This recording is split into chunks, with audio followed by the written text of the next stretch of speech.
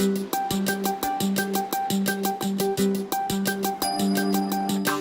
this two-way flow of information should be designed to deliver. I think really it all starts with the patient, and the patient is the most crucial element of registries, of treatment, of early diagnosis of a range of different things. The rarer cancer it is, the more essential you get the good data, because this data itself to patient, it doesn't seem that much important, but to the governments who are making decisions that have a long-term impacts on patients' life.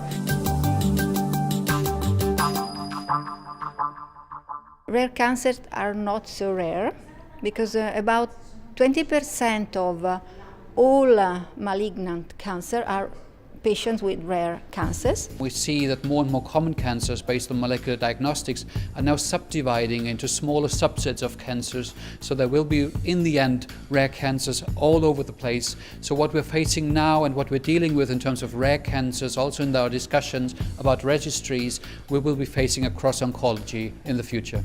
A good register allows you to plan, it allows you to generate the critical mass that creates the opportunity to do research. And you have then insight into the disease, you can then design a better prevention and better cures. So at the end, higher survival. The main solution to this problem, I think, is networks.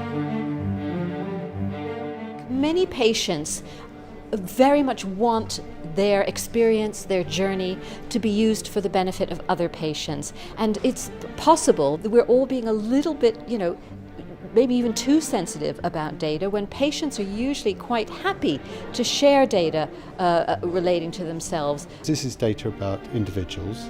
It's got to be protected. The individuals have rights, but at the same time it's critical data which, when used in aggregation, can drive research in our industry, it can drive health policy research.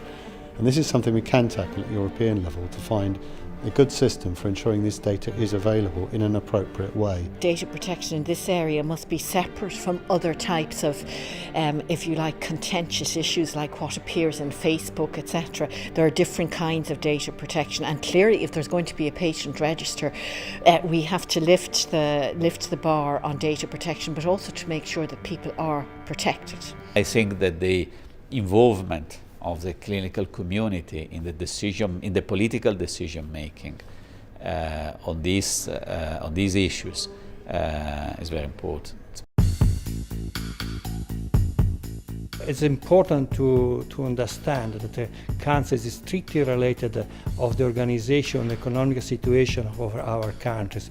Let's consider that survival for cancer is high where GDP is high, and mortality is high where GDP is low. In some countries you have good national registries where you have several input points.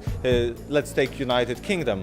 But even if you have other big countries, for instance Romania or even Austria, you do not have national cancer registry, and for this you are just mismatching the numbers and you are missing totally the clue. And this is very big loss for the economies in itself, because you do not know what to prevent, you do not know what to cure, and you are not using your funds efficiently.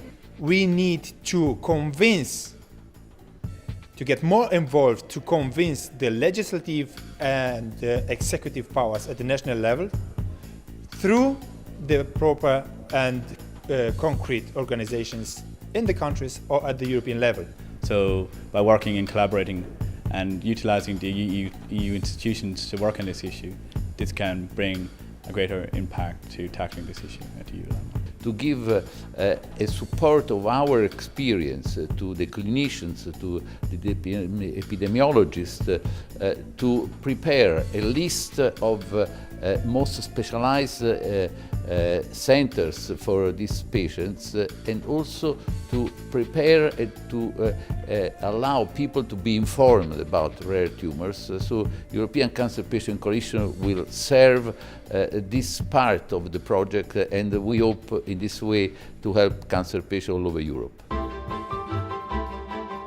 Politicians should go together and have a special look at all the specific issues that are covered by the rare diseases, and inside rare diseases there are the rare cancers. The member states have the power to influence the clinical trials directive, so we have to influence the council through our own political parties. The experience of rare diseases is the experience that by putting together all the member states it's possible to try to solve these problems. So Europe is the solution, is the unique solution.